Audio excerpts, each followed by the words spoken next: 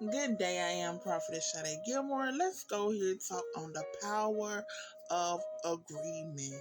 I'm going to start out with the definition because the definition means, according to Google, on one accord, together in opinion or feeling behind something or someone.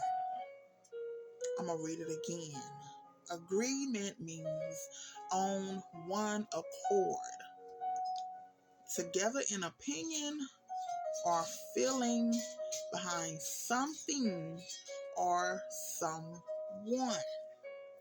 Now, one accord means, according to Google, it says when a number of people come together to do something or at the same time because they agree about what should be done, they do it together and in complete agreement.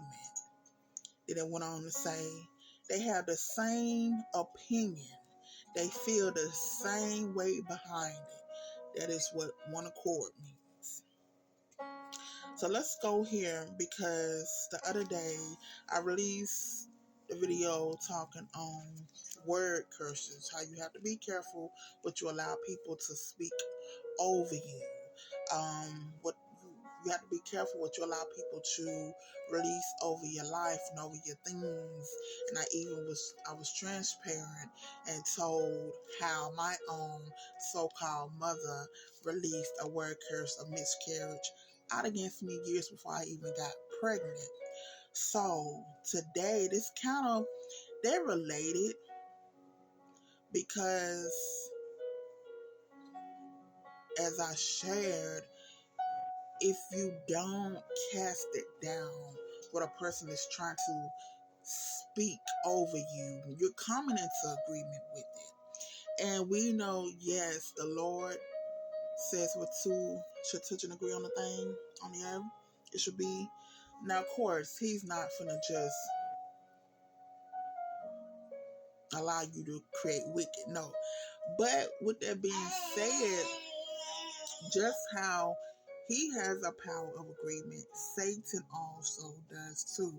That's why he tried to use people's mouth to speak things over you, over your life, over your things. That's why he tried to even fight with you through visions, false visions as I call them. Because if it's not coming from the Lord, and if it's coming from Satan or a false source, then it is not true.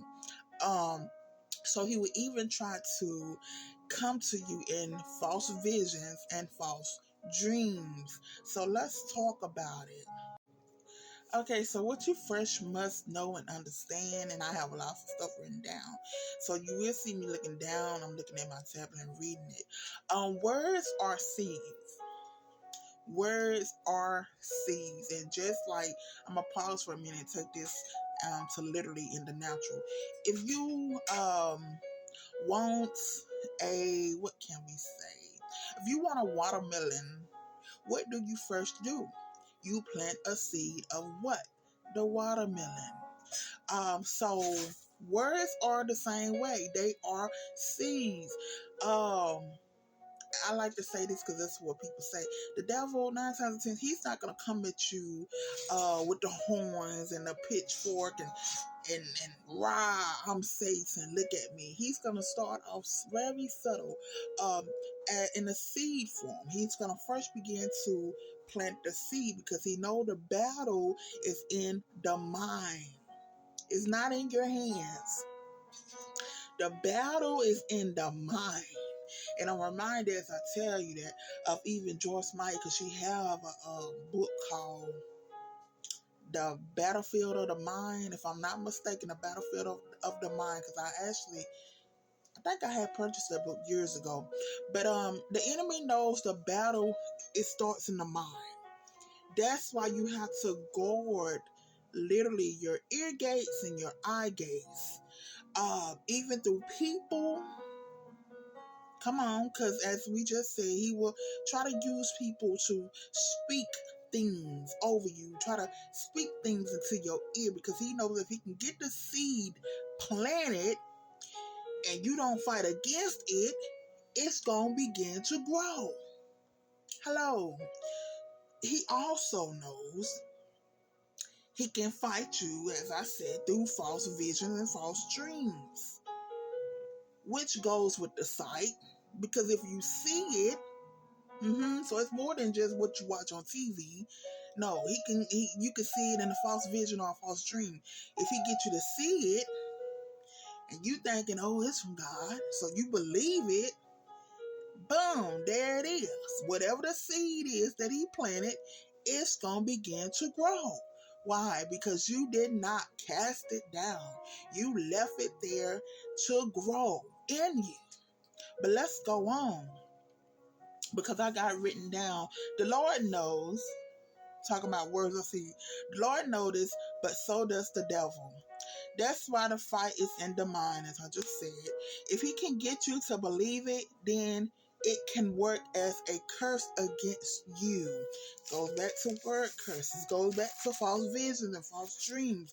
I've been told a long time ago that the devil can't curse you, but he can't get you to curse yourself.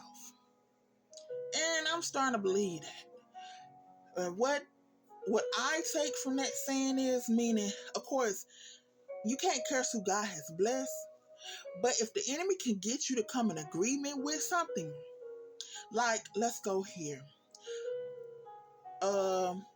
Job says watermelon is broke. Satan used Job's mouth to say, oh, watermelon, you so broke. Watermelon, she's a child of God. Her finance may not be the best, but Satan just used Job to speak that she's broke. Instead of watermelon rebuking and casting down, so the devil is a liar or something, but not just leaving that word curse over her finances, she left it there. So Satan can't curse watermelon finances. He can't curse watermelon, but he can get watermelon to curse her own finances. By why? How? Because she came into agreement with what Job said, which was from the enemy. So it's like, let's go here and remind it. It's like in the beginning, Satan didn't have permission to come in the garden. Like, he didn't have permission. How can we say it? He didn't have dominion. He didn't own the herb. He really didn't have permission to come in the garden. But if he can get Eve, let's go here. He didn't really have access to Adam. I'm gonna take it like this, make it a simple saying. But if he can get Eve to let him in, come on. He know he can get Eve to get Adam. Come on, somebody. That's in the simple sense. But let me go on, because I'm already on 8 minutes and I still got some more to go. So I wrote down, say, if he plant a seed of doubt, you don't rebuke it, it is going to grow doubt. Whatever he plants is going to grow unless you rebuke it. If the Lord plants a seed of faith, even through telling or showing you something that's going to come to pass, you have to protect it. Then, in order for it to produce faith, you have to protect it.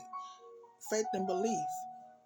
Meaning, as people say, be careful who you share your visions and dreams with, because everybody's not happy for you. Everybody can't believe like you. And the enemy will try to fight that word. Now, word down said, but again, Satan knows the same thing. That's why he tries to fight you through sight. Also through dreams, false visions and false dreams, which is connected to the mind.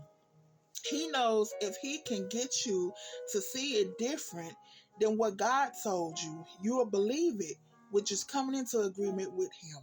And I wrote down to say, which is the reason why you have to be careful who you listen to, who you share dreams and visions with, that the Lord give you, which I just said, because Satan can use people's mouth to curse you if you accept it. Meaning he can't curse what God has blessed, but he can release a word curse out against you through a person's mouth. And if you don't rebuke it, you come into agreement with it, so you really cursing yourself. But even through false visions and false dreams, everything is not from the Lord. So pray about everything for you just